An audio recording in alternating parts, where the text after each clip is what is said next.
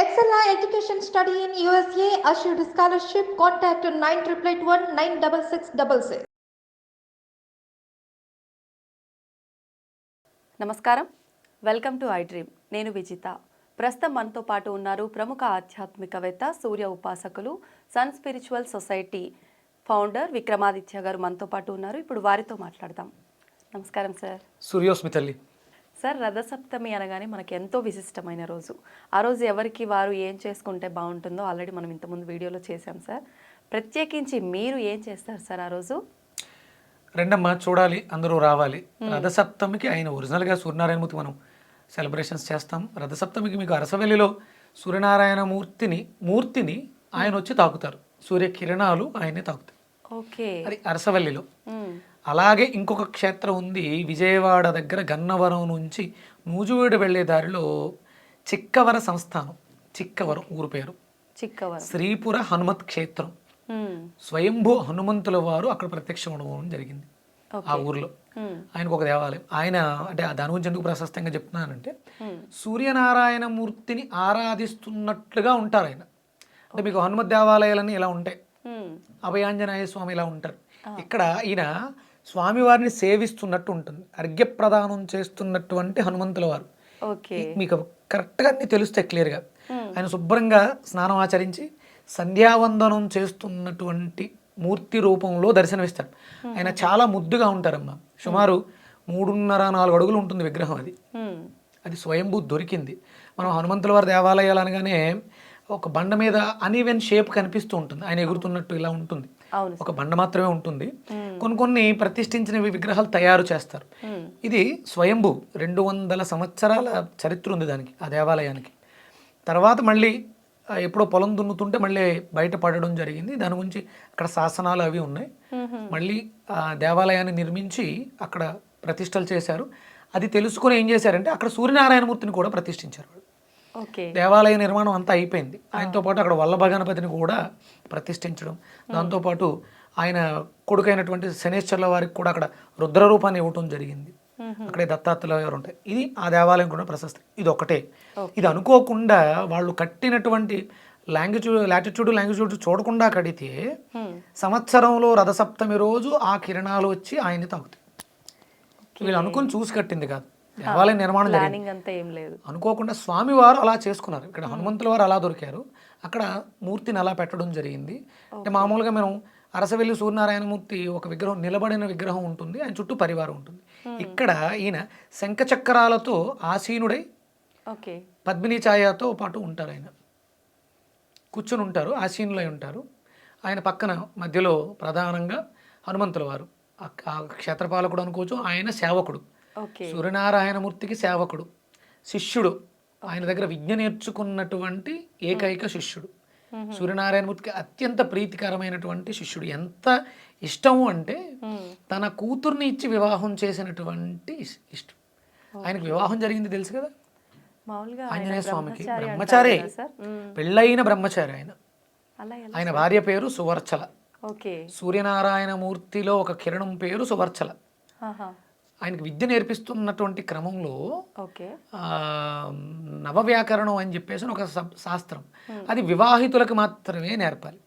ఈయన వివాహితుడు కాదు. అప్పుడే ఈయన తీసుకున్నటువంటి విద్య సంపూర్ణం అవుతుంది. అప్పుడు ఏం చేయాలి? అందుకని ఏంటంటే ఈయన అది కోరుకున్నాడు. ఆయనలో ఉన్నటువంటి కిరణం కూడా స్వచ్ఛంగా ఉండాలి, పవిత్రంగా ఉండాలి, మలినమైపోకూడదు, కానీ గృహస్థ అవ్వాలి అనే భావన కలిగి ఉన్నటువంటి కిరణం. ఆయన తనలోంచి ఒక కిరణాన్ని తీసి చువర్చలని తయారు చేసి వివాహం జరిపించి, తర్వాత ఆ కిరణం మళ్ళీ తనలోకి వెళ్ళిపోతుంది.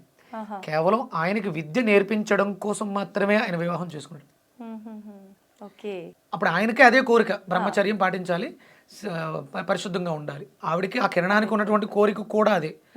అందుకని వాళ్ళిద్దరిని, అంటే హనుమంతుల వారిని సేవించడం ద్వారా ఇప్పుడు ఆయనకు వివాహం జరిగి, చాలా మంది అనుకుంటారు బ్రహ్మచారి చుట్టూ ప్రదక్షిణలు చేస్తే పెళ్ళి ఎందుకు అవుతుంది అని. నిజమే సార్, ఆయన బ్రహ్మచారే, కానీ ఆయన వివాహితుడు. ఆయనకు పెళ్ళయింది సువర్చలతో. సువర్చల సమేత దాసాంజనేయ స్వామి ఆయన. ఇది ఆ దేవాలయానికి ఉన్నటువంటి ప్రాశస్త్యం. అక్కడ నేను సూర్యనారాయణ మూర్తికి కళ్యాణం నిర్వర్తిస్తున్నాను ఆ రోజు. ఓకే. అంటే మనకి సూర్యనారాయణమూర్తి ఆరాధనలో అంటే మీరు నన్ను పరిచయం చేస్తున్నారు, సూర్య ఉపాసకులు సన్ స్పిరిచువల్ సొసైటీ ఫౌండర్. అవును సార్. నాకు ఒక ఎయిమ్ ఏంటంటే స్వచ్ఛమైనటువంటి ఆధ్యాత్మిక ఆదివారాలని భారతదేశానికి ఇవ్వాలి.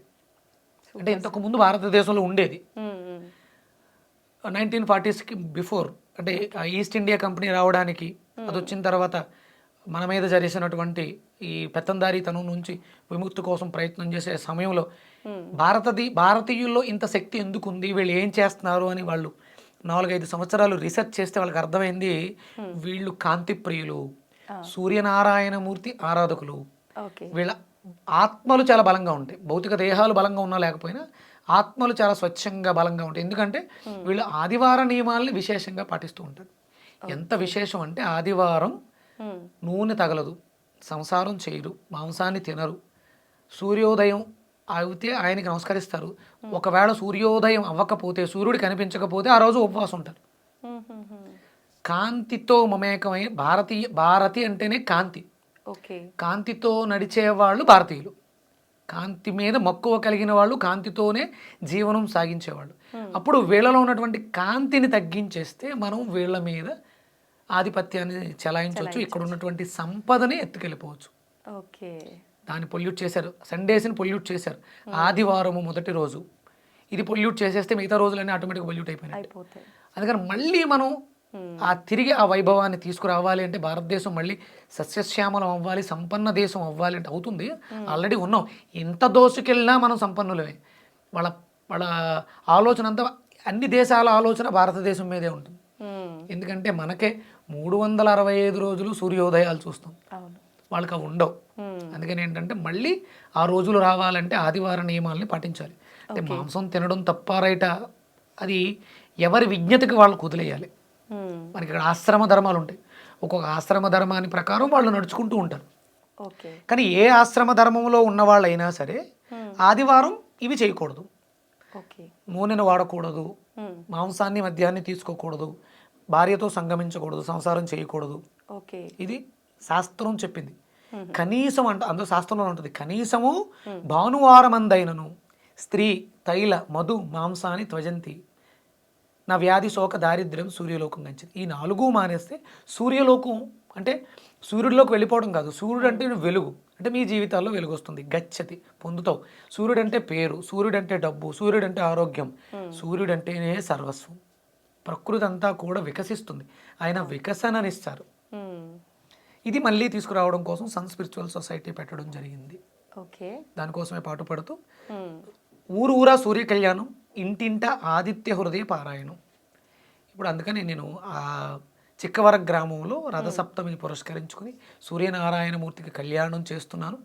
మీరందరూ ఆహ్వానితులే, పేరు పేరున బొట్టు పెట్టి మరీ పిలుస్తున్నాను, మీరు కూడా రండి. Thank you sir, thank you so much. తప్పకుండా సార్. మన ఐ డ్రీమ్ మీరు అంటారు ప్రేక్షకులని వీక్షకులని, కాదు, వీళ్ళందరూ నా కుటుంబ సభ్యులు, మనం అందరం సూర్య కుటుంబ సభ్యులు. అందరూ సిస్టర్లు, చెల్లెలు, తల్లులు, తండ్రులు, అన్నలు, తమ్ముళ్ళు, కుటుంబ సభ్యులందరినీ కూడా ఆహ్వానిస్తున్నాను. చిక్కవరం గ్రామం, కన్నవరం నుంచి నూజివీడు వెళ్ళే దారిలో చిక్కవరం అనే గ్రామంలో సూర్యనారాయణమూర్తికి కళ్యాణం నిర్వర్తిస్తున్నాం. ఓకే, తప్పకుండా సార్. ప్రతి ఒక్కరు కూడా ఈ కార్యక్రమంలో పాల్గొనాలని ఆశిద్దాం sir. Thank you very much. Suryasmriti.